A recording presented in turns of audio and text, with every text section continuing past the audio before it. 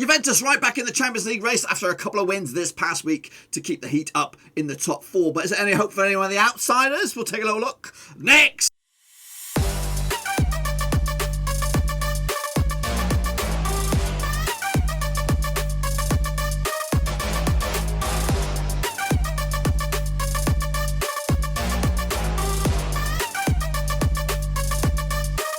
That's right, folks, back once again with another Persia show. Today we're taking a look at match number 31 in Serie A, and we'll get to that in just 1 second. If you're new to the channel, smash your subscribe and keep banging out all things Blackburn Rovers related, Serie A related, whoa, football related. We got it all here, boys. Under Ruski, that's right, successive wins, so Juventus keep on believing, and of course keep the likes of Ronaldo locked in chains. Of course, without Champions League football, the likes of those big boys will be on their way out. So it's must win territory for, of course, Juventus to keep up the heat, even though they are completely out of the title race at the moment. Of course, speaking of the title race, Inter Milan keep up the heat at the top of the table. We'll take a look at all of that in just a second. Of course, a big shout out to the VIPs. We're talking about the Patreons, boys. Thank you for your continued support. But anyway, let's jump in the deep end and have a little look at how we all got on last round in Serie A, with, of course, a double extended match week, of course, kicking on off with Juventus up against Napoli. 2-1 win for Juve, of course, back on 7th of April. Ronaldo and Diabalo, and of course, giving Juventus the win. Lorenzo Insigne getting them one to go for Napoli, but unfortunately, it was too little, too late. Big 3 points for them, and I actually went with a 3-2 win as well. In fact, I'll tell you what, a lot of you guys kicked it out of the park this week. I did okay for myself, but some of you guys absolutely smashed it. Inter Milan, 2-1 winners over Spezia. Sassuolo, of course, Romelu Lukaku, Lautaro Martinez as well. Hakman Traore on the score sheet, of course, Sassuolo, as opposed to a split. No, they weren't split. They were given to Inter Milan in the end. Kicking off forward into the weekend's action, Spezia against Crotone ended up as a 3-2 win for Spezia. Goals coming from Daniel Verde, Giulio Magori, Martin Uric for Spezia, of course, Kofi, Digi, and of course, Simi getting the goal for Crotone in a 3-2 win for Spezia in the end. 1-0 for me, not too shabby. Parma, though, they also lost to AC Milan. Of course, action stations in this one. 3-1 win for AC Milan. Anthony Rebic, Frank Kessie, Rafael Leao getting the goal for AC Milan. Ricardo Gargiulo getting the goal for Parma, but of course, not good enough. Zlatan got himself sent off on this one. 2-1 for me, 3-1 in the end, not too shabby. Udinese against Torino was a 1-0 win for Torino. Big win as well for Torino, as they want to stay in this division. And Andrea Bellotti on the score sheet giving them the win. 2-1 for me, going in favour of Udinese. Shame on me. Inter Milan, though, back to winning ways. Of course, will continue with the winning ways. 1-0 win over Cagliari. This was on the Sunday the 11th. Matteo Darmian, and the 1-0 goal scored for Inter Milan, giving them the 3 points. Actually went with a 3-0 win myself, so not too shabby. Juventus also kept up the heat in the top four. 3-1 winners over Genoa. Goals coming from Dijan Kulievski, Alvaro Morata, and Weston McKinney as well. Gianluca Sakamaka getting the goal for Genoa in a 3-1 win for Juventus. 2-0 for me, not too shabby. Hellas Verona, they did lose to Lazio. 1-0 win in the end. Sergio Milinkovic-Savic with the goal for Lazio. Actually went with a 1-1 draw, and this one slipped up there, me. But you guys probably didn't. Of course, Sampdoria, though, did lose to, of course, Napoli. 2-0 lost there. Fabian Ruiz and Victor Osimhen getting the goals. Of course, Napoli in a 2-0 win for them. Actually went with a 3-1 win as well for Napoli, so not too shabby there. Of course, Roma did beat Bologna as well. Borja Marial on the score sheet, of course, Roma giving them the win, 1-0. Actually went with the 2-0, so not too shabby there. Fiorentina also lost to Atalanta, 3-2 win in the end. Duvan Zapata with a couple of goals there. Joseph Ilic as well for Atalanta. Dusan Vlahovic with a couple of goals there for Fiorentina in a 3-2 win for Atalanta. Of course, in the final game there, Sassuolo did beat Benevento 1-0, and I got the one bang on the nose. The 1-0 goal there for Sassuolo. Federico Balbo with a big fat OG, giving them the share of the spoils there. Well, not share of the spoils, but giving them all 3 points. Actually, got slipped up on twice there, which of course makes 10, 12, which gives me 10 out of 12, which ain't too bad. Of course, it's not too brilliant either. Let's take a look at the table as of here right now. Of course, Inter Milan lead the charge. They've got, 11 points clear of AC Milan. It is home and hose right now. Just 2 defeats all the season. Juventus are, of course, breathing down the next for second spot right now. Of course, Atalanta also in the hunt as well. You can't rule out Napoli either. And Lazio looked a bit too far gone for the time being. As for the foot of the table, Crotone looked like they toast. Parma also in the bit of the wilderness as Cagliari.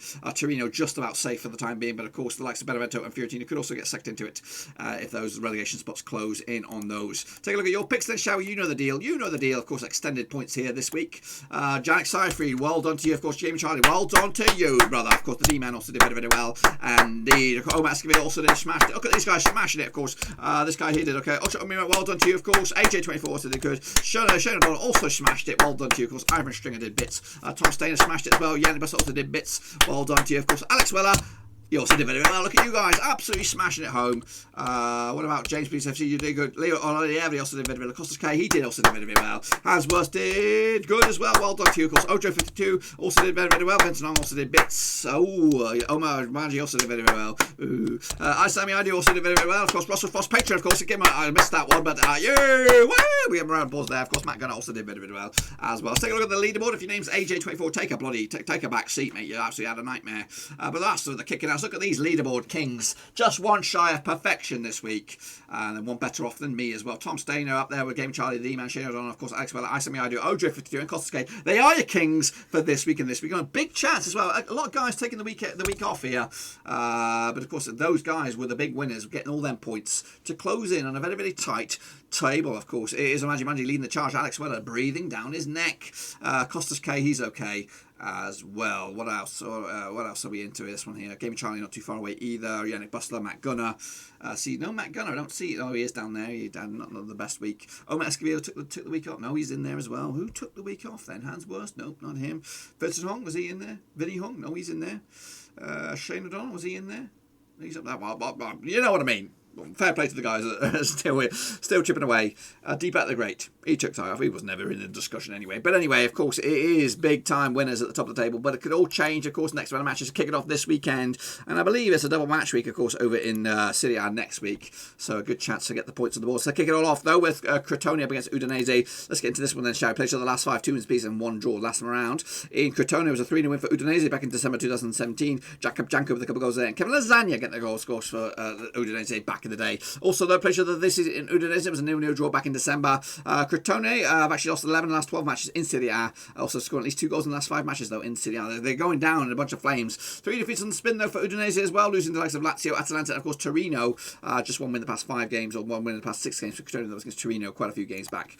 Look at the book's odds on this one. Crotone had 65 for the victory, 25 is draw, 11-10 on is you Udinese. Udinese come to this. They're doing much better than they have been doing in recent seasons, up to 12th at the moment, but a win for them, they can move up to 10th. Crotone are going down. It looks like 15 points on the board. A win for them, they could close in on 19th, but still got a lot of work to do. 1-1 in the end. That point's not going to do it. Sampdoria, though, taking the course of Verona. Hellas Verona, of course, played each other last 6, 3 for Sampdoria, 2 for Verona, and 1 draw. Last round in Sampdoria was a 2-1 win for Sampdoria back in March 2020. Fabio Quagliarella with a couple of goals there, and Emilio Duro with a big fat OG, giving Verona some hope. Also, played each other this season also in Verona, 2-1 win for Sampdoria as well. Verona scoring at least 2 goals in the last 4 matches away from home, and they come into this, though. Verona just 1 win the past 5 games. That one was against Cagliari. Meanwhile, just 1 win the past 6, though, for Sampdoria. However, they are drawing a lot of those games, losing a couple as well. Sampdoria 29-20 for the Rich, 11-5 is draw, 50-8 is your Verona. Verona come into this in 9th, a win for them, they can move up to 8th. Sampdoria in 10th, and a win for them, they can close in on 9th, but they can't overtake them. 2-0 win though for Sampdoria, get the 3 points, and maybe, just maybe, strengthen their season's end with a couple more movements at the table. Sassuolo taking off Fiorentina, played each other the last 6, 3 for Sassuolo, 1 for Fiorentina, and 2 draws. Last round in Sassuolo was a 2-1 win for Fiorentina back in October 2019. Giantano Castavelli on the score with Nikola Milankovic as well, with Jeremy Boga get on 1-0 for Sassuolo. Heading into this, though, they also played this season in Fiorentina. It was a 1-1 draw back in December. Sassuolo have actually scored at least 2 goals in the last 3 home matches. Heading into this, also conceded at least 2 goals in the last 3 home matches as well. So basically drawing at least. Sassuolo just 1 win in the past 4 games for them. That one was against Benevento just the other day. 1 win in the past 6 though for Fiorentina. That one was against Benevento as well. 4-1 win. Both sides beating Benevento the last time around.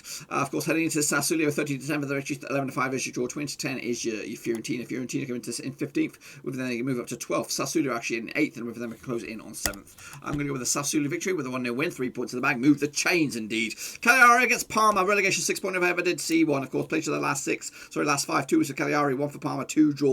Last round in Cagliari was a 2-2 draw back in, of course, February 2020. Goals from Giugia, Cucca, Andres Cornelius on the score for Parma, Joe Pedro and Giovanni Simeone on the score for Cagliari in a 2-2 draw. Also, played this season in Parma was a 0-0 draw as well. Parma, though, have drawn their last 3 away matches in Serie A. They've also conceded 2 goals in 11 of the last 12 matches, of course. Just 1 win, though, in the past 6 games for Parma. That was against Roma. I mean, 1 win in the past 6 games for Cagliari. That was against Bologna, all the way back at the start of March, of course. 2 teams desperate for a win. Played the last 6, 11-10 on for Cagliari, 23-10 is your Parma, 5 5-2 is your draw.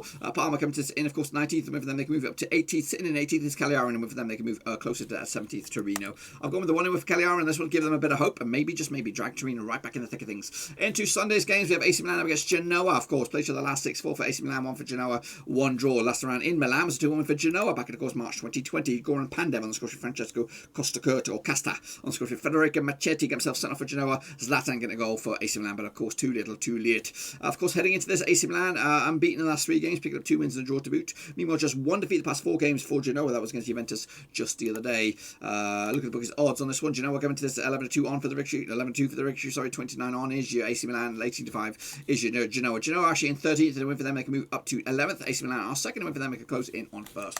I'm going to go with the 2-1 for AC Milan, get the 3 points, keep up the heat, but unfortunately it's too little too late. Lazio up against Benevento, of course, played for the last 5, 3 wins for Lazio, nothing for Benevento, and 2 draws. Last round in Lazio was a 6-2 win for Lazio back in 2018 in March. Goals from Ciro Immobile with a brace, Felipe Casado, Stefan De Vrij, Lucas Valiva, and of course Luis Alberto getting the goals for Lazio.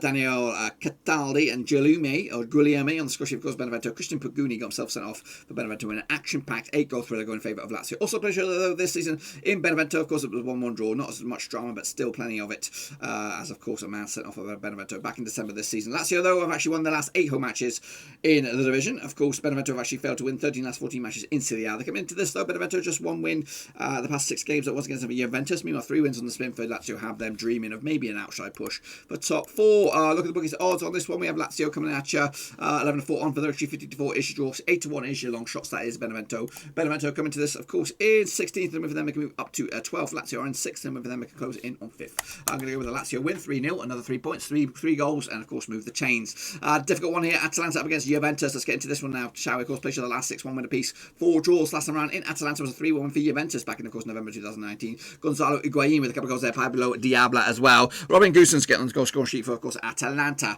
Also played for this season down Torino. It was a 1-1 draw back in December. Goals from Romeo Fula and Federico Chiesa on the score sheet, of course, for Juventus. Atalanta have actually won 8 of the last 9 matches in Serie A, and they've fancied the chances to make it another one here. Of course, coming into this, just 1 defeat in the past 6 games to Juventus. That was against Benevento. Meanwhile, 1 defeat in the past 5 for Atalanta was against Real Madrid in the Champions League. 4 wins on the spin over in Serie A for Atalanta. Look at the bookies odds on this one. 7-5 for Atalanta, 7-4 is Juventus, 5-2 is your draw. The bookies going with Atalanta on this one. They are in 4th, and with them they can move up to 2nd in the table. Goodness gracious me. I went for Juventus in 3rd. Same deal. They could go up a size 2nd. I'm going to go with a 2-2 draw on this one. Point split right down the middle. I was a bit checking out on that one. I should have went with Atalanta, but I'm going to go with a 2-2 draw. Bologna up against Spezia. Let's get into this one then, shall we? Of course, play the last 6, 1 for Bologna, 2 for Spezia, 3 draws. Last round in Bologna was, of course, in the league. Was in Serie B, of course, back in 2015. It was a 0-0 draw. Also, pretty sure that this season in Spezia was a 2-2 draw as well back in December. Spezia, though, actually lost the last 4 away matches in Serie A. Can see at least 2 goals in the last 4 matches on the road as well.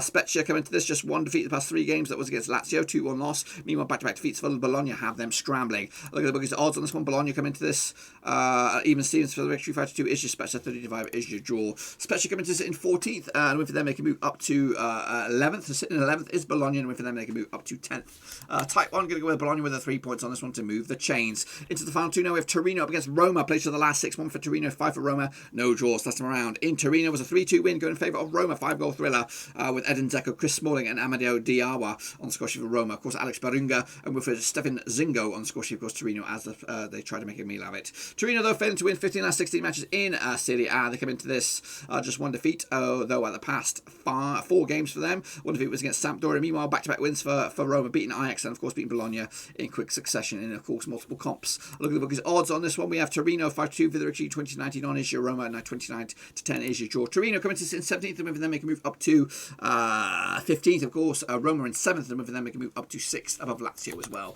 2-1 win for Roma on this one, 3 points in the bag, move the bloody chains. And here we go, final Bobby Dazzler. It is what? It's first up against 5th. It's Napoli up against Inter Milan. Played to the last 6, 2 wins for Napoli, 3 for Inter Milan, 1 draw. Last round in Napoli was a 1-1 draw in the Coppa Italia back in June 2020. Last time played though in the league in Naples was a 3-1 win for Inter back in, of course, January 2020. Inter, though, winning the last 11 matches. Napoli, though, have actually won the last 6 home matches as well, heading into this. Napoli just 1 defeat past 6. That was against Juventus on the road. Meanwhile, Inter Milan 6 wins out of 6 in all comps, of course. Look at the bookies odds on this one. Napoli 2-1 for the victory, 13-10 is your Inter Milan, 5-2 is your draw. Of course, the win for Napoli in 5th, and where they could move up to, 60? They could go up to 3rd place in the table. Of course, Inter Milan will be top no matter what. I'm going with a 3-2 win for Napoli on this one. Big and bold. Yep, of course, Inter Milan will have a bit of a hiccup, maybe open up the floodgates for the potential late push for the other teams, but I think it's too late for that. 3-2 win for Napoli, though, of course, to make it very, very lively. If I'm right, this is what the table will look like at the end of it. Of course, Napoli will be at 5th, Atalanta 4th, Juventus are in 3rd, Milan 2nd, of course, Inter Milan top of the pops. I'm just making sure that's right. Yes, it is. And down the foot table, Crotone, Parma, and Cagliari going down, of course. That's what I think. Be sure to get your picks in nice and early for this, as we do it all again next week with a double match week. Of course, give the video some love and smash the old thumbs up, smash your subscribe, check out the links down below on Twitter, Twitch, Facebook, and of course Patreon if you want to support the channel in another way. That's the best place to do it. Until then, I'll see you all soon for next week, double match week. Until then, I'm out.